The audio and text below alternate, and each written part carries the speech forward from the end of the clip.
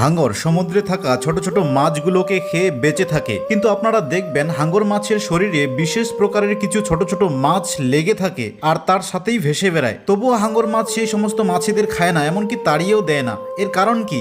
আসলে বন্ধুরা, হাঙর মাছ বেশ বড় হয়, তার জন্য জলের মধ্যে থাকা বিভিন্ন পোকামাকড় তার শরীরে বাসা বাঁধে, আর এই সমস্ত ছোট ছোট মাছেরা সেসব পোকামাকড় খেয়ে হাঙর মাছের শরীরকে পরিষ্কার রাখে, যার ফলে হাঙর মাছেরও উপকার হয় আর এই ছোট ছোট মাছেদেরও পেট ভরে। এই জন্য হাঙর মাছ সেই সমস্ত মাছেদের খায় না।